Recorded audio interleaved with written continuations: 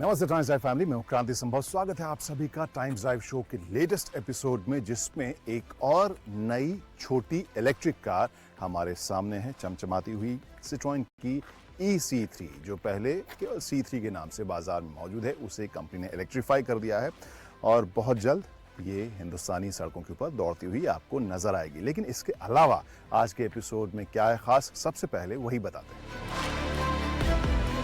Times drive show में आज Tata Motors लेकर I read dark edition safari और हैरियर का, मारुति सुजुकी की फ्रॉन्क्स का एक्सटीरियर और इंटीरियर, और इलेक्ट्रिक से लेकर फ्लेक्सी फ्यूल गाड़ियों तक के बारे में बातचीत मारुति के CTO CV रामन के साथ।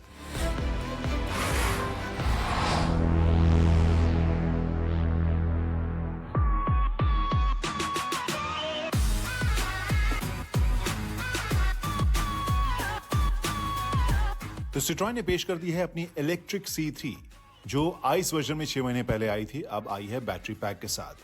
कंपनी का दावा है कि इसमें टेस्टेड जो रेंज है वो 320 किलोमीटर का है। इसमें लगा हुआ lithium ion phosphate battery 29.2 kilowatt hour का है, जिसे -10 डिग्री से 55 डिग्री सेल्सियस तक टेस्ट किया गया है। इसे नेचुरली कूल रखा गया है और गाड़ी की मैक्स स्पीड 107 किलोमीटर प्रति घंटे की बताई गई है। ये 0 to 60 की स्पीड 6.8 सेकंड में पकड़ती है, और अगर पावर फिगर की बात करें तो 56 bhp की ताकत और 143 न्यूटन मीटर का टॉर्क EC3 से निकलता है।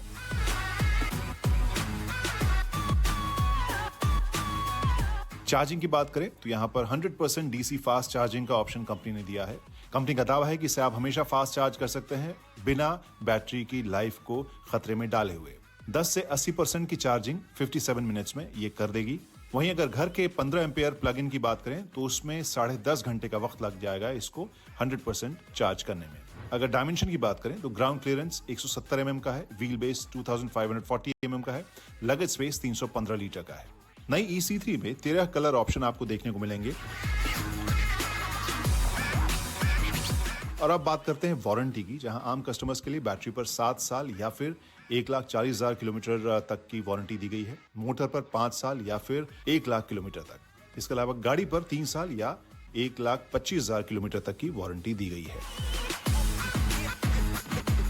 वहीं फ्लीट ऑपरेटर्स के लिए भी कंपनी ने ऑफर दिया है। 3 साल और 1,25,000 किलोमीटर की वारंटी है, चाहे वो बैटरी हो, ई मोटर हो या फिर गाड़ी हो। 22 जैन से इसकी बुकिंग शुरू होगी और फरवरी में इसकी डिलीवरी शुरू हो जाएगी।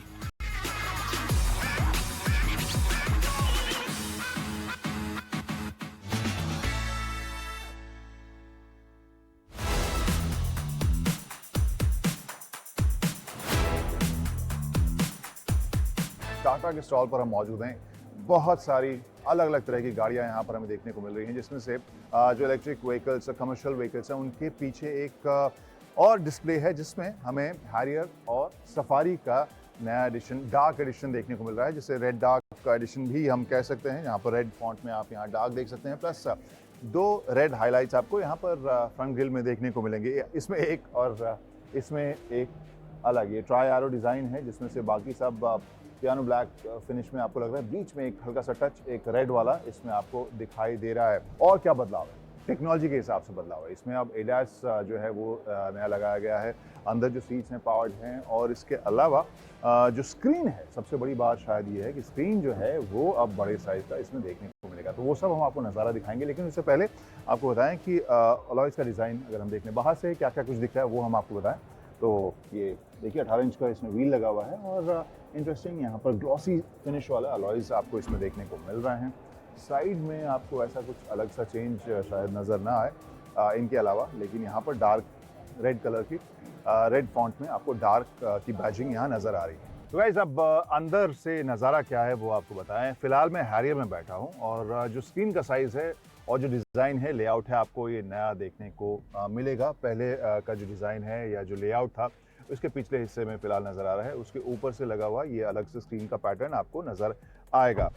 इसमें जो चेंजेस हैं उसमें आपको टेक्नोलॉजी के हिसाब से कुछ बता दें, जैसे कि हैरियर में पावर्ड सीट तो है, लेकिन यहाँ पे पैसेंजर के लिए अगर हम कहूँ तो पैसेंजर वाली जो सीट है या को ड्राइवर वाली सीट है वो आपको पावर्ड नहीं मिलेगी। सफारी में वो आपको मिल रही है। ADAS के जो फीचर्स हैं मोस्टली आपको न सिर्फ फ्रंट और रियर कोलिजन वार्निंग आपको मिल रही है, एक्टिव ब्रेक असिस्ट भी मिल रहा है इन केस आप सामने से ऑब्स्ट्रक्शन आ रहा है और आपने ब्रेक नहीं लगाया तो उसमें ये कार खुद ब खुद लगाएगी।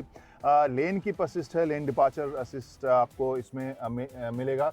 इसके अलावा ब्लाइंड व्यू मॉनिटर भी आपको जो पहले वार्निंग भी देगी और इन केस आप बिना इंडिकेटर के जा रहे हैं और गाड़ी आ रही है तो भी आपको वार्निंग मिलेगी। सो एडास वो ऑटोनोमस लेवल वाला नहीं है, लेकिन हाँ जो शुरुआती फीचर्स अभी हिंदुस्तान में बहुत सारी गाड़ियों में हमने देखे हैं वो इस सफारी और हैरियर में भी आपको नजर आएगा। और हाँ, अपहोल्स्ट्री की अगर बात करें तो यहाँ पे भी ये रेडिश टिंज वाला जो सीटिंग है उसमें आपको डार्क यहाँ पर बैजिंग भी देखने को मिल रही है। सो ओवरऑल जो डिज़ाइन है, एलिमेंट है, वो बहुत ज़्यादा आपको फ़र्क नहीं लगेगा, बट टेक्नोलॉजी के हिसाब से 2-3 इंटरेस्टिंग इसमें एडिशंस हुए हैं इस नए डार्क एडिशन में हैरियर और सफारी के। तो सफारी की सेकंड रो में मैं बैठा हूँ, स्पेस की फिलहाल बात नहीं करूँगा, उन सब में तब्दीली नहीं हुई है। एक और फीचर जिसके बारे में मैं जिक्र कर रहा था और नज़दीक से आपको दिखाता हूँ, यहाँ पर आपके पास अब ये बटन है जिससे कि आप जो अगली सीट के बैक को आप आगे पीछे कर सकते हैं, सीट को आगे पीछे स्लाइड कर सकते हैं, रिक्लाइन कर सकते हैं ओवरऑल। तो ये 2 बटन आपको एक्स्ट्रा अब इसमें मिल रहे हैं जिससे कि पीछे जो पैसेंजर बैठा है वो भी कंट्रोल कर सकता है अपने सामने वाली सीट को। सो सेकेंड रो के लिए ज़्यादा आरामदेह फीचर ये आपको इसमें ऐड करता हुआ नजर आ रहा है। कैसा लगा बताइएगा ज़रा कमेंट सेक्शन में। तो ये कहानी दोनों सफारी और हैरियर की। यहाँ पे जो चेंजेस थे मोस्टली अगर हम लुक और जो एलिमेंट्स हैं डिज़ाइन के हिसाब से उनको अगर ना भी देखें तो टेक्नोलॉजी के हिसाब से जो एडिशंस हैं और जो फीचर के हिसाब से एडिशन है वो बहुत ज़रूरी थे। आई थिंक बहुत सारे कस्टमर्स की शिकायत भी दूर होगी, plus I guess future ready भी ये प्रोडक्ट्स होंगे अगर हम उस हिसाब से देखें एडास के जो फीचर्स इसमें हमें देखने को मिल रहे हैं। यहाँ पर 2 गाड़ियां मारुति सुजुकी ने लॉन्च कर दी हैं, जिसमें से एक है ये फ्रॉन्क्स एसयूवी जो मारुति ने यहाँ पर ऑटो एक्सपो में लॉन्च कर दी है और इसकी बुकिंग्स भी ओपन हो गई हैं। क्या डिजाइन देखने को मिल रहा है, पियानो ब्लैक का एलिमेंट है, क्रोम का एलिमेंट दिया गया, बड़ा सुजुकी का लोगो है। फील जो है वो आपको थोड़ा बहुत ग्रैंड प्यारा वाला इसमें देखने को मिलेगा। डीआरएल का डिजाइन जो है कुछ वैसा ही यहाँ पर देखने को इसमें मिल रहा है। एंड हेडलाइट्स दी गई है, पियानो ब्लैक का एलिमेंट यहाँ पर भी देखने को मिल रहा है। बम्पर ट्रिपल टोन में है, सिल्वर ब्लैक और बॉडी कलर के साथ दिया गया है। साइड की बात करें, साइड में आए तो यहाँ पर 16 इंच के टायर्स हैं एंड 195 सेक्शन के टायर्स दिए गए हैं। एंड क्लैडिंग भी यहाँ पे आप देख सकते हैं ड्यूअल टोन में। इसके अलॉय व्हील्स हैं ब्लैक और सिल्वर कॉम्बिनेशन में। सुजुकी का हब सेंटर में दिया गया है। 360 डिग्री कैमरा यहाँ पर इसमें देखने को मिल रहा है एंड साथ साथ इसमें HUD डिस्प्ले भी दिया गया है जो मारुति की और भी गाड़ियों में हम देख चुके हैं। एंड नीचे की तरफ यहाँ पर भी सिल्वर ब्लैक एलिमेंट इसके डोर्स में दिया गया है। क्लैडिंग में मिक्सचर वो देखने को मिल रहा है। रूफ रेल भी वो ड्यूअल टोन वाला एलिमेंट, इसके साथ साथ यहाँ पर सिल्वर और ब्लैक वाला एलिमेंट इसके रूफ रेल में भी देखने को मिल रहा है। साइड प्रोफाइल की बात करूं तो यहाँ पर पूरा बहुत फील आपको बलेनो वाला इसकी साइड प्रोफाइल में देखने को मिलेगा। एंड यहाँ पर मामला थोड़ा बदल जाता है क्योंकि रियर जो है इसका वो वैसा नहीं है, वहां पर नया डिजाइन एलिमेंट देखने को मिल रहा है। पीछे की तरफ आए तो कनेक्टेड टेल लाइट है इसकी एंड टेल लाइट्स पूरी इसकी एलईडी यहाँ देखने को मिल रही हैं। स्मार्ट हाइब्रिड की बैजिंग है एंड सेंसर्स भी इसमें इधर नीचे की तरफ दिए गए हैं। वही ट्रिपल टोन इसमें भी बम्पर का डिजाइन देखने को यहाँ मिल रहा है। शार्क फिन एंटीना है एंड रियर वाइपर वॉशर भी इसमें देखने को मिल रहा है।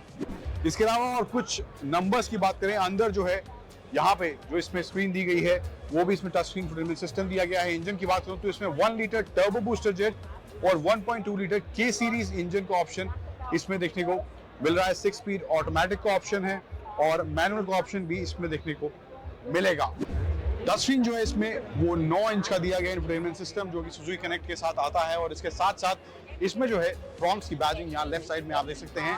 और जो इसमें फीचर्स दिए गए हैं उनकी बात करूं तो वहां पर वायरलेस चार्जिंग का ऑप्शन है सुजुकी कनेक्ट, जैसे कि मैंने बताया, जहां पर 40 कनेक्टेड फीचर्स के साथ वो आता है। कलर ऑप्शन की बात करूं तो 4 कलर जो है वो मोनोटोन में है और जो 4 कलर इसके ड्यूअल टोन में as an option Maruti provide कर रही है। एंड इंजन ऑप्शन जैसे कि मैंने बताया 2 हैं, 1 लीटर बूस्टर जेट और 1.2 लीटर। पावर की बात करूं तो 89 PS पावर 1.2 लीटर में 113 न्यूटन मीटर का टॉर्क इसमें आता है और 1 लीटर बूस्टर जेट में जो है 100 PS पावर और 147 न्यूटन मीटर का टॉर्क वहां देखने को मिलता है। 5 स्पीड मैनुअल और 5 स्पीड AMT का ऑप्शन अवेलेबल है और जो 1 लीटर है वो 5 मैनुअल और 6 ऑटोमेटिक के साथ अवेलेबल होने वाला है। बूट स्पेस की बात करें तो बूट स्पेस जो इसमें दिया गया है वो है 308 लीटर्स का। एंड इसके अलावा जो है इस गाड़ी की बुकिंग्स जो है वो ऑलरेडी स्टार्ट हो चुकी हैं। फिलहाल हम मारुति सुजुकी के स्टॉल पर मौजूद हैं। वहाँ पर एक बहुत ही दिलचस्प कार के ऊपर हमारी नज़र पड़ी। ये दरअसल फ्लेक्स फ्यूल वर्जन जो वैगनआर का कंपनी ने एक तरह से प्रोटोटाइप यहाँ पर प्रदर्शित किया है, एग्जिबिट किया है। और यहाँ पे अगर आप गाड़ी में देखें तो यहाँ स्टिकर्स जो है या जो ग्राफिक्स है उसमें आप देख सकते हैं फ्लेक्स फ्यूल। आपने डिस्कशन सुना होगा फ्लेक्सी फ्यूल्स का, तो आपको लगेगा कि शायद ये फ्लेक्सी फ्यूल वाली गाड़ी है। तो अंदर जो आप देखें तो अंदर की कहानी आप की वही मिलती है जो कि बाकी आपको वैगनआर में देखने को मिलता है, चाहे वो अगली सीट हो या फिर पिछली सीट हो, तो कहानी आपको वही मिलती है। लेकिन क्या कहानी सिर्फ इतनी है? और यही कहानी बताने के लिए हम इस कार का जो वैगनआर का फ्लेक्स फ्यूल वर्जन है उसका बोनट खोलते हैं और फिर आपको बताते हैं कि दरअसल कहानी है कैसी। तो ये जो फ्लेक्स फ्यूल इंजन ऑप्शन के साथ जो वैगनआर को प्रदर्शित किया मारुति सुजुकी ने, वहाँ पे बेसिकली उनका जो आइडिया था वो ये शोकेस करना था कि जो फ्लेक्स फ्यूल वाले जो इंजन है उनमें कितने तरह के बदलाव करने पड़ते हैं। फ्लेक्स फ्यूल से मतलब क्या है? फ्लेक्स फ्यूल मतलब ये कि पेट्रोल में आप जब इथेनॉल ऐड करते हो, देश के अंदर ये डिस्कशन अभी हाल फिलहाल में काफ़ी जोर पकड़ा है। बहुत सालों से आपने ब्राज़ील में भी देखा होगा किस तरह से इथेनॉल के यूजेज के ऊपर एक पूरी लंबी चौड़ी केस स्टडी है, हिस्ट्री है, जहां अभी भी जो एवरेज है आई गेस 50% के आसपास जो फ्यूल जो है वो मिक्स होता है पेट्रोल और इथेनॉल का, और वो लोग यूज़ करते हैं। तो वहाँ पर गाड़ियों में क्या होता है, इंजन ऐसा दिया जाता है जिसमें आप अपने हिसाब से वो मिक्स कर सकते हैं। वहाँ पर डेली जैसे हम पेट्रोल डीजल की प्राइसेस देखते हैं इंडिया में रिलीज़ होती हैं, वैसे ही वहाँ पर इथेनॉल और पेट्रोल के प्राइसेस जब रिलीज़ होते हैं तो जो कस्टमर होते हैं वो अपने हिसाब से डिसाइड कर सकते हैं कि हमें क्या ख़रीदना है। क्योंकि इथेनॉल अगर हम एज अ फ्यूल देखें तो वो ज़्यादा सस्ता होता है पेट्रोल से, लेकिन उसमें एक और चीज़ होती है कि उसकी फ्यूल एफिशिएंसी थोड़ी सी कम होती है, लेकिन ओवरऑल ज़्यादा ग्रीन होता है। तो एक बहुत ही ट्रिकी सा बैलेंस होता है कि आप जब इस फ्लेक्स फ्यूल को देखें, यहाँ कोशिश हो रही है E20 से लेके E85, यानी पेट्रोल 15%, इथेनॉल 85% मैक्सिमम, ये रेंज तक ये इंजन काम करे। सबसे पहले आपको बताएं जो असली बदलाव जिसके बारे में शुरुआत में हमने डिस्कस किया था वो ये कि जब पेट्रोल से गाड़ी चलती है और जो इथेनॉल से चलती है, इथेनॉल में एक कैरेक्टर होता है कोरोसिवनेस का, जो बहुत सारे जो पार्ट पुर्जे हैं वो कई बार करोड हो जाते हैं इथेनॉल के चक्कर में, और इस वजह से कंपोनेंट या जो मटीरियल का इस्तेमाल होता है उसमें बदलाव करना ज़रूरी था। लेकिन केवल करोसिव नेचर ही जो इथेनॉल की बात करें तो केवल करोसिव नेचर ही उसका कैरेक्टर नहीं था, इसके अलावा भी कुछ कुछ खास चीज़ें हैं। जैसे कि उसका कैरेक्टर ये है कि जैसे आपने देखा होगा कोई भी हम अल्कोहल का अगर इस्तेमाल किसी घाव पे या कहीं पर इस्तेमाल हो तो फिर वो जब वहाँ पर आप रखें हवा चले तो वो जगह ठंडी करती है। इसका मतलब ये है कि उसका जो नेचर होता है कूल डाउन इफेक्ट उसका होता है, और इसी वजह से जो बर्निंग उसकी है वो सही सटीक बनी रहे। इस वजह से जो सभी इंजेक्टर्स हैं वहाँ पे आपको एक हीटर का पूरा रेल यहाँ दिया गया है, यानी बेसिकली फ्यूल जो है वो हीट करता रहेगा, ठंडा ना हो। इथाइल या इथेनॉल के असर से फ्यूल का जो मिक्सचर है वो ठंडा ना हो।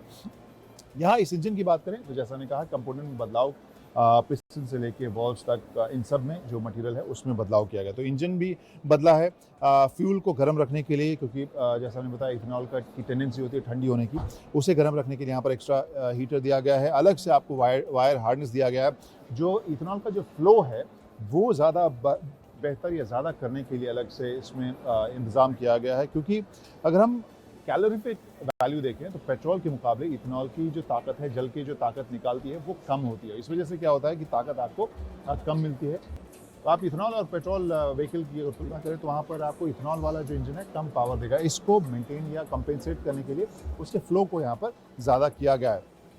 इसके अलावा यहाँ पर आप नीचे एक देख सकते हैं इथेनॉल सेंसर। तो कार का जो दिमाग है, कार का जो कंप्यूटर है, उसको हमेशा ये पता रहना चाहिए कि जो फ्यूल इंजन में जा रहा है वो दरअसल मिक्सचर कैसा है। तो ये सेंसर बेसिकली आपको बताता रहता है कि यहाँ पर कितने परसेंट इथेनॉल का मिक्सचर है, कितने परसेंट गैसोलीन का या पेट्रोल का मिक्सचर है। इसके बाद आप देखें तो फ्लेक्स इंजन कंट्रोल यूनिट आपको यहाँ पर देखने को मिलेगा। अब वो क्या करता है, जैसा कि ECU कार का ECU काम करता है कि अलग अलग मैपिंग सिस्टम में बताता है कि कार में किस तरह से फ्यूल का फ्लो हो, किस तरह से बर्निंग हो, किस तरह से कार जो है पावर प्रोड्यूस करे। वैसा ही काम फ्लेक्स इंजन कंट्रोल यूनिट करेगा जब वो इथेनॉल सेंसर उसको बताया गया कि अभी फ़िलहाल 50% इथेनॉल पर है या 40% इथेनॉल पे है, तो इंजन का जो बिहेवियर है, उसकी जो मैपिंग है, वो ये बदल सकता है। तो वो जैसा कि आप देख सकते हैं काफ़ी कॉम्प्लेक्स प्रोसेस है जो इस इथेनॉल ब्लेंडिंग के साथ अगर हम इस नए सेटअप को देखें, यहाँ पे जो इंक्रीज़ है, इंक्रीमेंट हो सकता है कि 30 से 35 हज़ार का हो जाए। शुरुआत में हमें लग रहा था कि सिंस कोरोसिव नेचर की वजह से कुछ एक हिस्से जो मटीरियल बदलेगा तो प्राइस इतनी नहीं बढ़ेगी, लेकिन यहाँ पर जो जानकारी मिल रही है, हो सकता है कि इस सेटअप में, अगर सेम सेटअप में हम आते हुए देखें, हो सकता है 30 से 35 हज़ार इंक्रीमेंट इसके प्राइस में हो सकता है। और ये रेगुलर वैगनर है जिसके ज़रिए कंपनी ये शोकेस कर रही है मारुति सुजुकी कि आने वाले वक्त में फिलहाल 2025 का लक्ष्य रखा गया है कि वो फ्लेक्सी फ्यूल वाली गाड़ियों को लॉन्च करेगी। तो इंटरेस्टिंग है जो चेंजेस हैं वो भी, जिस तरीके से इथेनॉल और पेट्रोल का जो मिक्स है वो काम करता है, उस मिक्स में इतने अलग अलग वेरिएबल्स हैं जिसको कॉम्पनसेट करने के लिए, बैलेंस करने के लिए यहाँ पर कितने अलग अलग इंतज़ाम करने पड़े थे। तो मार्केट में हंगामा भी काफ़ी है, ऑप्शंस भी काफ़ी बढ़ रहे हैं और इस वजह से कन्फ्यूजन भी। तो इन केस कोई सवाल या कोई उलझन है जो अगली गाड़ी आप खरीदना चाहते हैं उनके बारे में, तो सवाल आप हम तक पहुंचा सकते हैं। हमारे सभी सोशल मीडिया हैंडल्स आपके स्क्रीन पर मौजूद हैं। आप कमेंट्स के ज़रिए हम तक ज़रूर जुड़िए। फिलहाल एक ब्रेक लेते हैं, ब्रेक के बाद एक और कहानी है खास आप ही के लिए, इसलिए चैनल मत बदलिएगा।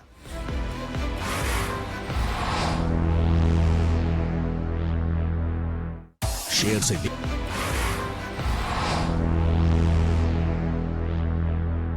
बहुत शुक्रिया सर, नमस्कार से बात करने के लिए। कैसे हैं? बहुत बढ़िया, आप कैसे हैं? यहाँ पर बस तो बढ़िया, थैंक एक्शन यू इस सो बार, मच फॉर हैविंग मी।